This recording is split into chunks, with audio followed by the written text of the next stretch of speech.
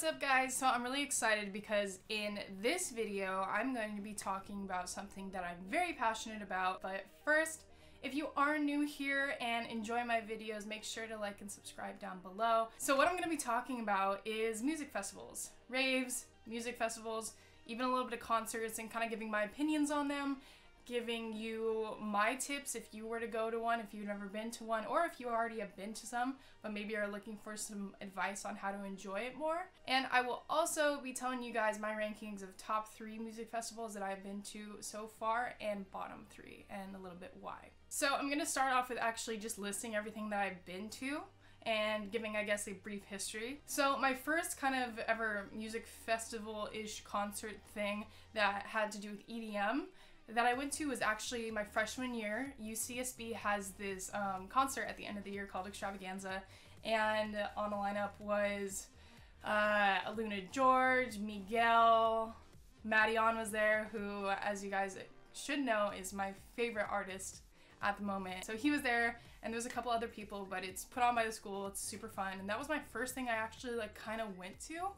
And so yeah, that was back in 2015, and so I've been going to events for upwards of 3 years now, which is kind of crazy thinking about how much money that actually cost. Whew. But I'll just list off the things that I've been to that you guys will probably know of. Obviously, there's been little things like Extravaganza. I went 2 years at UCSB, and the other 2 years I unfortunately couldn't go because of a field trip, and then I was at EDC for the last one. So, but anyways, I'll get right into it. So I've been to EDC, obviously, and if you haven't seen my recap video, I will link it right about now, and so you guys can watch that. I highly recommend it. It's super fun. I've been to Coachella in 2017. Yeah. I've been to Nocturnal Wonderland twice in 2015 and 2017. I've been to Heart Summer since 2015. So Heart Summer was actually one of the first festival I ever went to. So I went to 2015, 2016, 2017. I went to Escape in 2016. I went to Beyond in 2017. I went to Aaron Style in 2017. And I went to LED NYE this past New Year's. And so all over the place. I mean, the farthest that I went was, I think, LED, which was in San Diego, but I'm kind of lucky since I live in Southern California. Everything's kind of centralized to where I'm around, so it's not too bad. Going into the concerts, some of the things that I've been to that are EDM kind of oriented. I've been to the Chainsmokers. I've been to Chami, Flume, Madeon and Porter Robinson for their Shelter tour. Cash Cash, I've been to Lane A, Porter Robinson individually at a club in Vegas, actually, right before EDC. I went to Miramasa, Griffin, Jai Wolf, Gold Room, Odessa,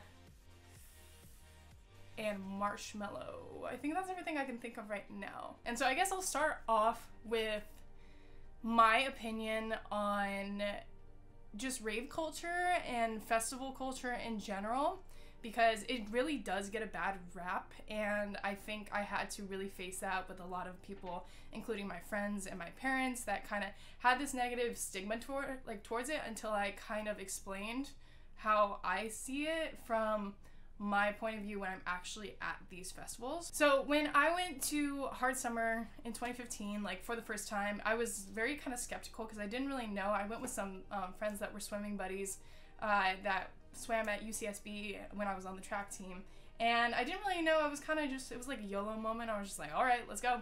And so I bought my ticket and got taken out there, and it was such a cool time. It just you feel this overwhelming sense of helpfulness, I guess.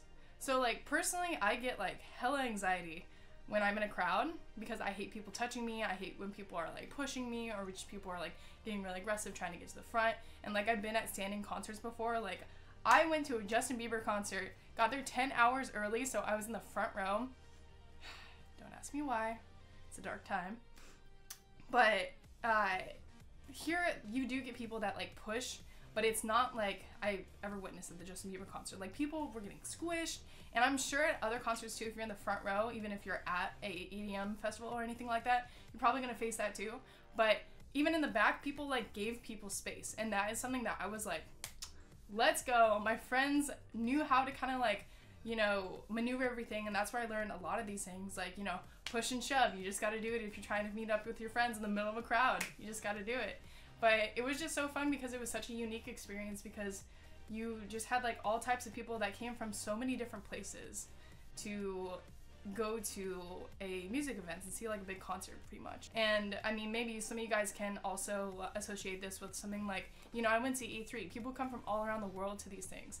I remember I went to, I think it was Nocturnal, and I met someone like from Belgium, and they were just like, yeah, like we've been looking forward to this all year. When I went to Coachella, there were so many people from different countries that barely spoke English that were there, that were having a great time because they just all came together for this. There's something about rave culture that really is not portrayed correctly, because people think everyone's there just have a big party. At least in my opinion, I think most of the people that do go there aren't there just to like rage face and like go crazy. People are there to enjoy the music and actually like hear what these artists play, because they put a lot of work into it. Because trust me, rewind 10 years and I hated remixes. I thought they were stupid. I thought, why would you remix an artist like track? Because they created this in their way that they want it to be heard, and then you're just like dissing it by remixing it. And so I had this position on it for a while. But then I kind of understood that there is this like cohesion between these artists where like you do have to give permission, obviously. You do have to talk to them. And most of the artists as well do send it to them, say like, hey, this is my remix. Like, what do you think of it? Like pros, cons, and all that. So it's really interesting to see like this collaboration. And then some people even like the remixes more than their own original track. And I think that's okay, because when artists really collab, that's when you find something super special. But yeah, just the people at raves, like, I'm not gonna lie to you, there are people that give raves a bad rap because of the way they act at raves. It's a shame. Like, it's a shame that those people think that like that's what they have to do to enjoy themselves at these events. But I think most of the people are getting more responsible. You know, security is more tight. People are watching out for each other, and so it's a very like welcoming community where it's very helpful. Another thing that I kind of like don't appreciate from a lot of their like rave culture, and people like talking about stuff, because I've seen it on the news before, they're like, do you see these outfits? Like, they're not wearing anything. Yeah, like, I understand some people are wearing pasties, some people aren't even wearing pasties. Like, I saw many sets of boobs while I was at EDC. That's just kind of how it is. It's not like, you know, there's no one there telling you to cover up, because that's just not, that's not what it's about. You like, the way that I was saying rave culture is, and it's very like a welcoming family, it's like you can be covered head to toe in like sweaters, like turtleneck sweater, like, you know, just like wearing something. You could even like wear something you're gonna wear to church, like a dress, like a nice dress with heels and just looking nice. Or you can wear like absolutely nothing, and you'll find someone there that does that. Whether you perceive it differently is like something that's individual based, but a lot of people, when they're just like, especially me, like I've really gotten into outfits. I've like made my own outfits for a couple festivals now, and I have like posted them on social media. And so like, yeah, they're like a little less conservative as a lot of just like normal day. Like even this is like, for some people, like too like scantily clad. Is that what it means? Wearing outfits and like putting effort into it really expresses like who you are, and it kind of is something that's really fun to interact with other people. For me, just like, I like dressing the way I like, and there's no judgment there, which a lot of people who don't go to these festivals don't really understand, in my opinion.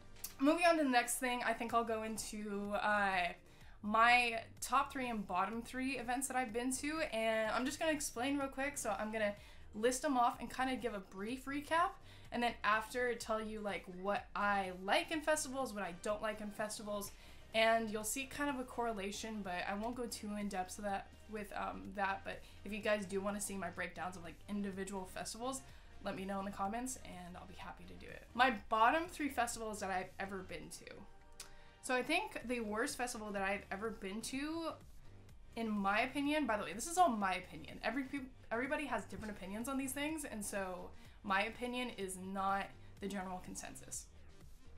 So don't get all angry if your favorite festival was my worst. My least favorite would have to be Escape in 2016. Yeah, that's when I went. Yeah, Escape in 2016. So I just really didn't like the venue personally. There wasn't a lot of grass. It was mainly concrete. Things were very squished together. I felt like a lot of the sound quality was really bad, and on top of that, I feel like some of the artists that I was really looking forward to didn't really perform well, in my opinion. And so when I was like really hyped up for these people, I was like, yes, I'm really excited. And then I saw them and I was just kind of like, oof, this is kind of a bust. So I ended up like feeling really just like tired, and I left early actually from that festival. But that would have to be my least favorite. I would say my second least favorite would be Hard Summer 2016. So this also was a venue problem. It was at the Fontana Speedway, which it's at this year, which is kind of a red flag in my opinion. But Hard Summer's during the day, and so especially when you're out in Fontana, it's upwards of 105 degrees sometimes.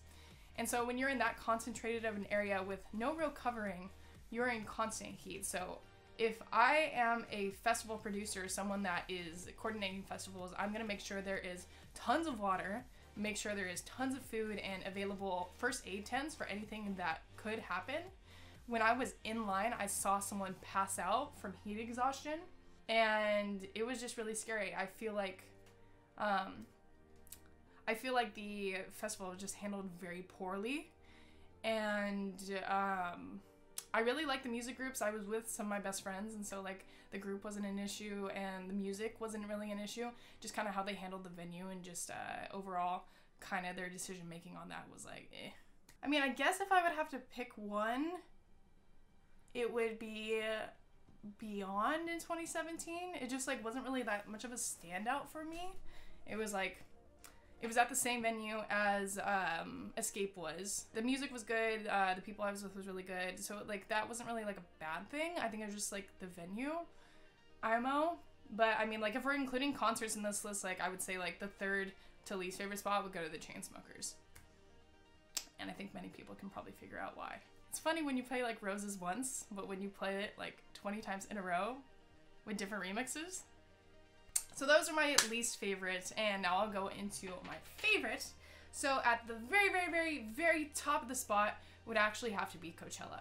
So I went to Coachella last year, which is, you know, arguably like a music festival and not really a rave, but it did have a lot of EDM artists, and so I was really excited for that. And also they had people like Kendrick, they had, who else was there? Like Empire of the Sun was there. I wanted to go once when I was 21, and then probably never again because it costs so much money. I was completely blown away. First thing, the Polo Grounds are beautiful. I went week 1, so the grass was still alive. It was so spacious, and you did have to walk maybe like 10 minutes, like getting through everyone to go to the next stage, but it was so spacious and just absolutely gorgeous.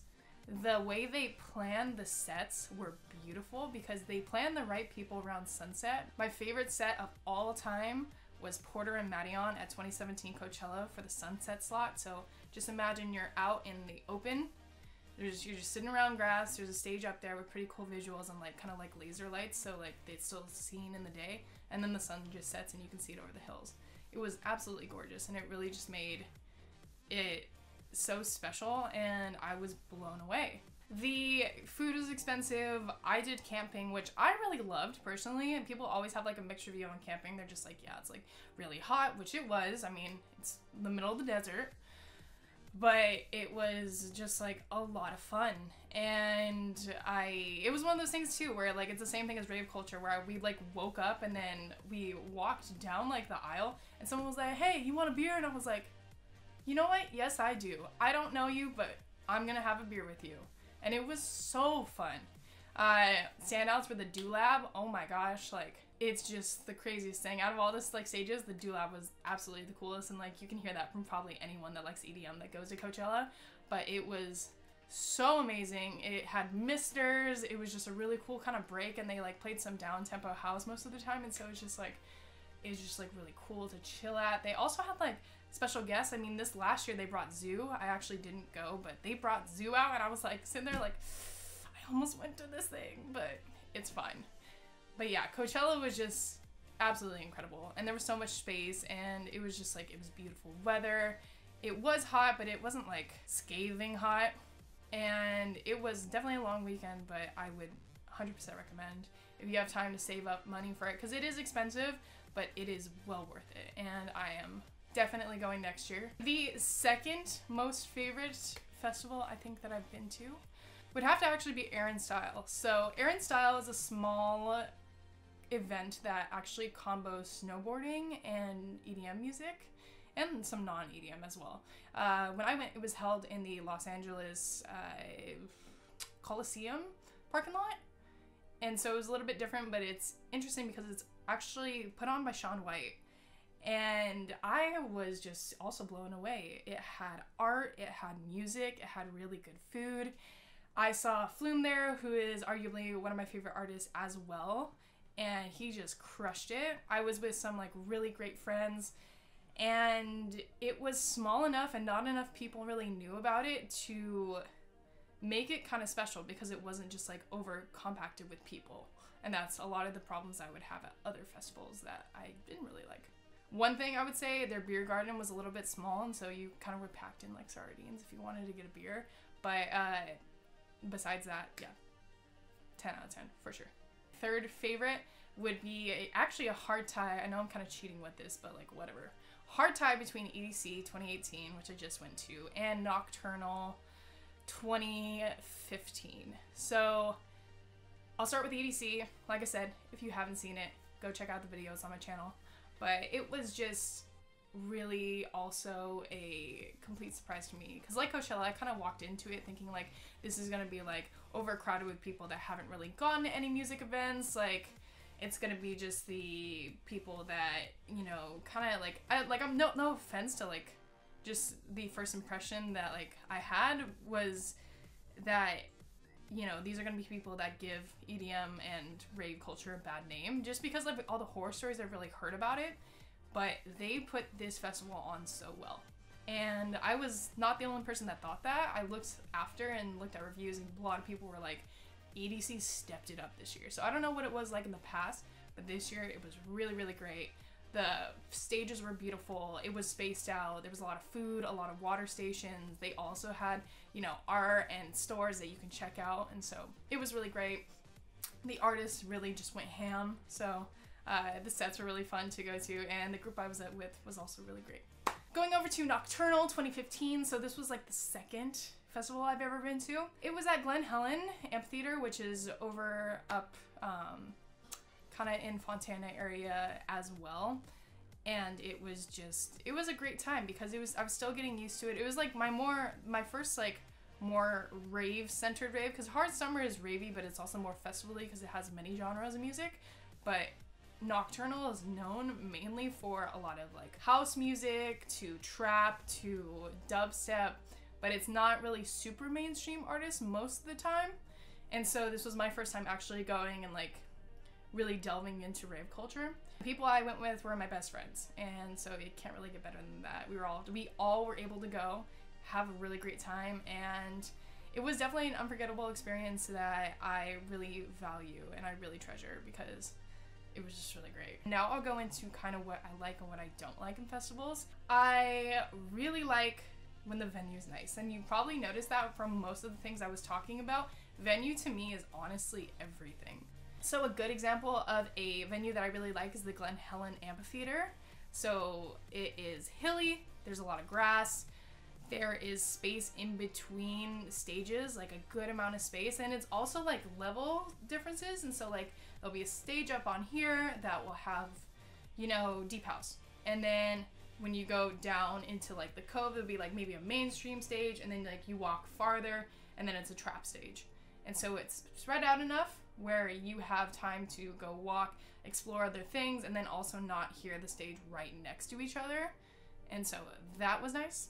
I really like when there are people that are more veterans of going to events and going to raves, because obviously it's just like a little more understanding. Because for example, something that I really was surprised with when going to EDC, because I thought there was going to be so many new people, was that when I was at the main stage, so it's the kinetic field, it's huge, I was able to go like right up to the front, and there was like space between people. It was crazy. Like I had at least like 5 feet of space between me, like everywhere, because people understood that like it's not about crunching in and being a sardine, just being like, yeah, this is so fun, I'm really enjoying everyone's sweat on me right now. So now I'm kind of even looking for like the smaller things versus just going to straight up everything. But that's something that, for example, Hard Summer is a total anti that, so a lot of people, that's their first things, which is totally fine.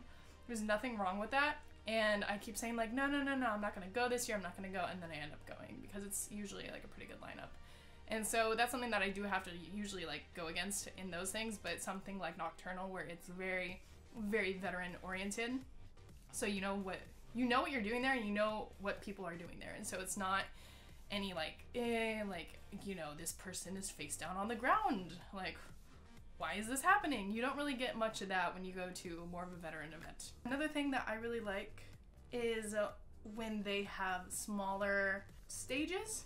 So a huge example of this is boombox cars that are usually brought to something like Nocturnal. They were also at EDC, and they're smaller stages that usually have lesser known artists or just literal DJs that no one knows, and they come here and then they play. And so you do get new people coming in, new favorites that you might never have expected to listen to, and then you're walking by stage and you're like, wait, I want to hear this. And then you walk over and you're like, I don't know who you are, but I'm feeling this right now.